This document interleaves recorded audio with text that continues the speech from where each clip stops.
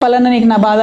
నేనేమంటున్నా అంటే అనుచితమైనటువంటి వ్యాఖ్యలు ఒక ఇంటి ఆడబిడ్డగా నా మీద చేస్తే యావత్ తెలంగాణ బాధపడి అనేక మంది ఎక్కడికక్కడ డైరెక్ట్గా రియాక్ట్ అయింది.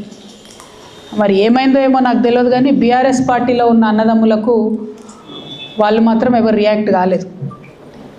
ఎందుకు కాలేదు అన్నటువంటి విషయం ఒకటి ఆలోచించాలి. రెండు, మీ అందరికీ తెలుసు, నేను ఎప్పుడు కూడా నిర్దిష్టమైన సమాచారం లేకుండా మాట్లాడను. ఇవాళ నేను చాలా నిర్దిష్టమైన సమాచారంతో చెప్తున్నా.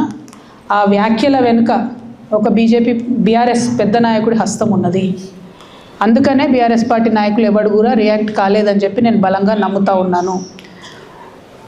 ఆ కుట్రలు చేసిన పెద్ద నాయకులు ఏమనుకుంటున్నారంటే నా దగ్గర ఎవరో 10 మందిని పెట్టి నా దగ్గర జరిగే అంశాల సమాచారం ఎప్పటికప్పుడు తీసుకుంటున్నామని చావు తెలివితేటలు ప్రదర్శిస్తున్నారు. కానీ ఆ బాగా పెద్దగా ఉన్న నాయకుడికి అర్థం కావాల్సింది ఏంటంటే అక్కడేం జరుగుతుందో కూడా నాకు సమాచారం వస్తూనే ఉంటుంది. సో మీరు ఏ టైంలో ఎవరిని కలిశారు, నా మీద వ్యాఖ్యలు చేయడానికి మీరు ఎవరిని ప్రోత్సహించారు, మీరు ఎంత కింద స్థాయికి దిగజారి ఒక ఆడబిడ్డ మీద అటువంటి వ్యాఖ్యలు చేయించారు, ఇవన్నీ కూడా నేను చూస్తున్నా, గమనిస్తున్నా.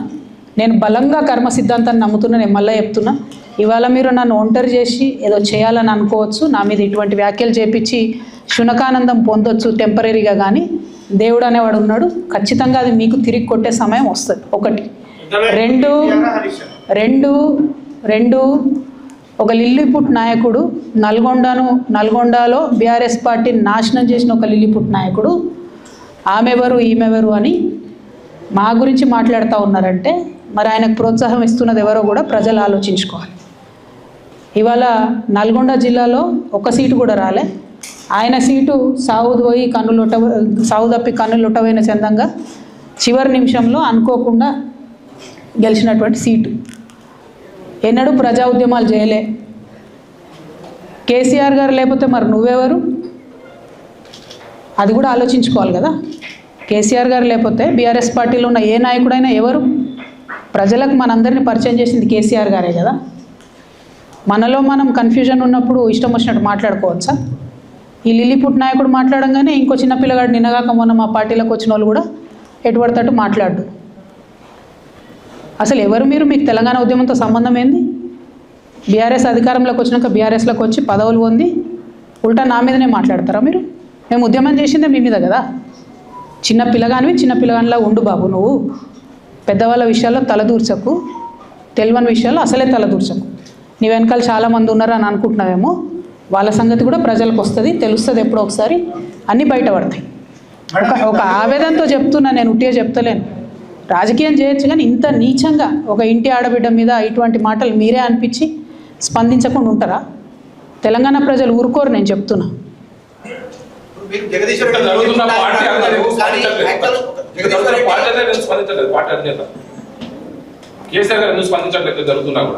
లిల్లీపుట్ నాయకుడు అని జగదీష్ రెడ్డి అంటున్నారు మీరు. అదే జగదీష్ రెడ్డి ఒక ఇంటర్వ్యూలో మాట్లాడుతూ కేసీఆర్ నాకు తండ్రి లాంటి వారు చూడగలిగితే తప్పేంటి స్టేట్మెంట్ చేస్తాను. నేనేమంటున్నా, కేసీఆర్ గారు నాకు తండ్రి. వారికి నేను అంతరంగికంగా రాసినటువంటి ఉత్తరాన్ని బయటపెట్టి మొత్తం పార్టీలో జరుగుతున్న అంశాలన్నీ బహిర్గతం చేసింది ఎవరు? ఇయాలి ఆ అంశాలన్నీ బహిర్గతం చేసి నన్ను మాట్లాడడానికి ఫోర్స్ చేసి ఇప్పుడు మళ్ళీ దాని చుట్టూ ఇట్లాంటి డ్రామాలు ఆడుతున్నటువంటి వాళ్ళు ఎవరు? ప్రజలకు కూడా తెలుస్తుంది తప్పకుండా. కానీ ఒక మన పార్టీకి సంబంధం లేని, బీఆర్ఎస్ పార్టీకి సంబంధం లేనటువంటి వ్యక్తి చేత మన పార్టీ నాయకులే ఊతమిచ్చి నా మీద వ్యాఖ్యలు చేయించారనడానికి నా దగ్గర వందలాది ఆధారాలు ఉన్నాయి. ఖచ్చితంగా అది టైం వచ్చినప్పుడు బయటపడుతుంది, ప్రజలకు కూడా అర్థమవుతుంది. అయితే ఇంపార్టెంట్ ఇష్యూ ఇక్కడ బీసీల ఇష్యూ. దయచేసి రేపటి నుంచి ఖచ్చితంగా 72 గంటలు దీక్ష చేయాలనేటటువంటి ఉక్కు సంకల్పంతో మేమందరం ఉన్నాం. ప్రభుత్వాన్ని మళ్ళీ రిక్వెస్ట్ చేస్తూ ఉన్నాం, మీరు మాకు మా బాధను చెప్పుకునే అవకాశం ఇవ్వండి.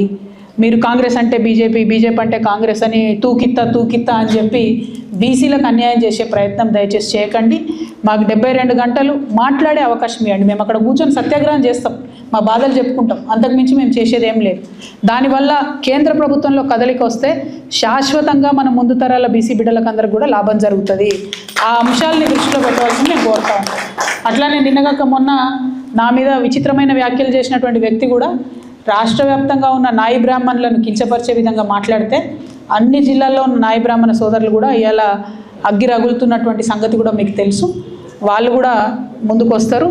రేపటి నాడు దీక్షల్లో కూడా వాళ్ళందరినీ కూడా పెద్ద ఎత్తున పాల్గొనేలాగా మేము ప్రోద్బలం చేస్తూ ఉన్నాము. అల్టిమేట్గా ప్రజాస్వామ్యంలో చాలా డీసెంట్గా మా నిరసనని తెలియజేస్తాము. దానికి అవకాశం ఇవ్వవలసిందిగా మళ్ళీ ఒకసారి డీజీపీ గారికి, ప్రభుత్వానికి నేను విజ్ఞప్తి చేస్తాను. జిల్లాలో పార్టీ చూసుకోవడానికి కారణం అని మీరు చెప్తా ఉన్నారు.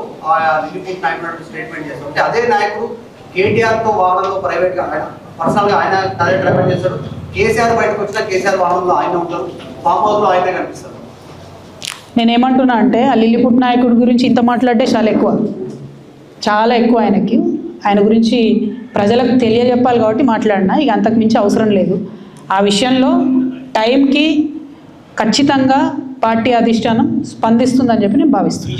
Thank you. అన్న ఇప్పుడు బీసీలో ఇష్యూ ఎగ్జాక్ట్లీ. థ్యాంక్